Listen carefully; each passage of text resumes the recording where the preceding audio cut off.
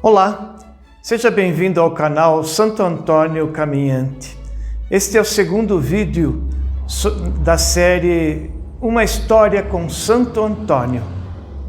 Vamos a ele.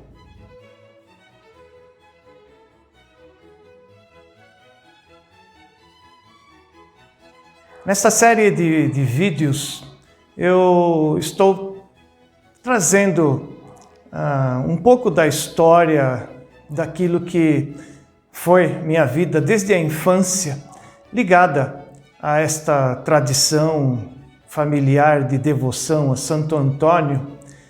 E vamos dizer, dos meios para que tanta gente tivesse mais contato com essas lições, não é?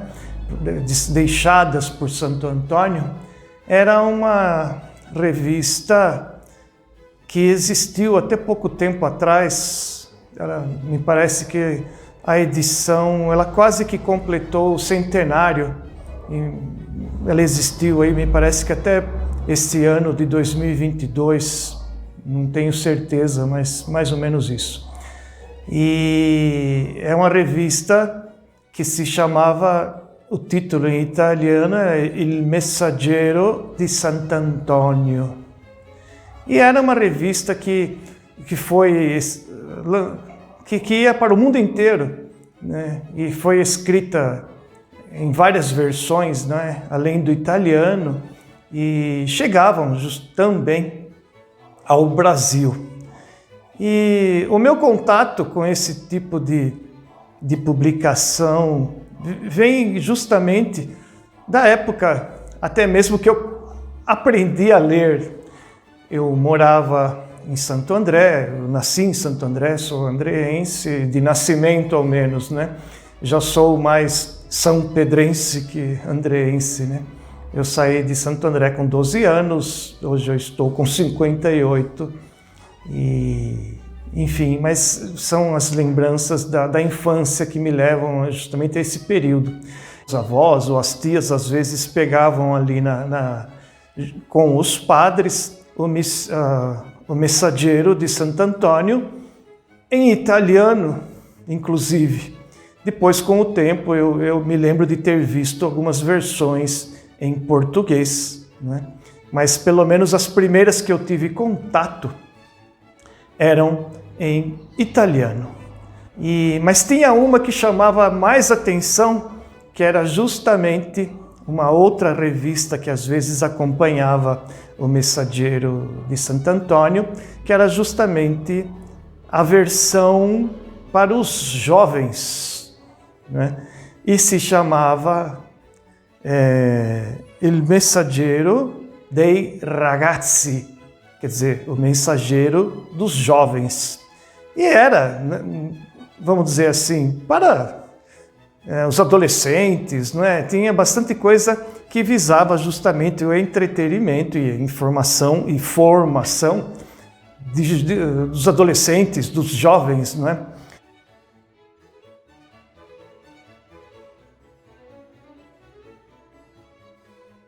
Então eu me lembro bem de dois personagens que eu acompanhava com atenção. Eu acredito até que talvez os desenhistas que fizessem aquelas histórias fossem até de outras procedências, como era o exemplo de uma personagem que se chamava Yoko Tsuno. Japonesa, não é? O nome já se percebe, né?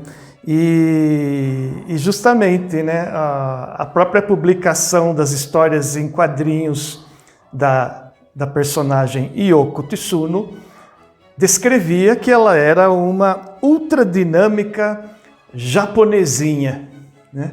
Então eram histórias em quadrinhos assim, pelo menos a mim, né, envolventes, né?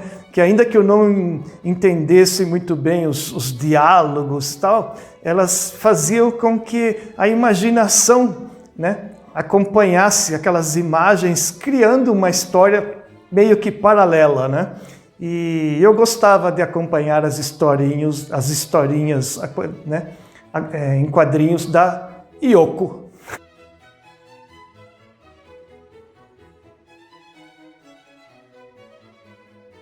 Tinha também um que era mais engraçado ainda, que era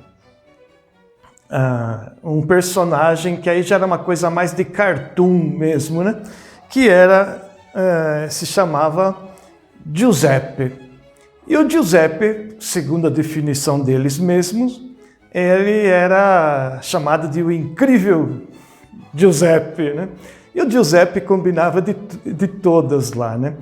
E também, me parece que, eu não tenho certeza, mas o cartunista chamava Giacovitti, né? E eu me divertia com os cartoons do Giuseppe.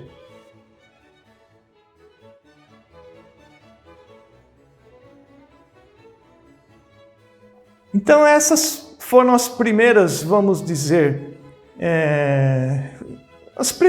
primeiros contatos com esse, vamos chamar assim, deste mundo antoniano, né? De acordo com o Messaggero, com aquilo que o Messaggero produzia. E fora isso ainda, eu tive duas tias italianas, irmãs do meu pai, que elas eram freiras. Então, volta e meia, vinha algum material religioso da Itália para a gente, não é? Um pouco de tudo, publicações, imagens, tal, e uma grande parte deles remetia a Santo Antônio, até porque elas moravam naquela região sempre próxima a Pádua, né? E próximo também a tudo isso que se produzia de Santo Antônio. Então, este é o segundo capítulo dessa nossa história com Santo Antônio.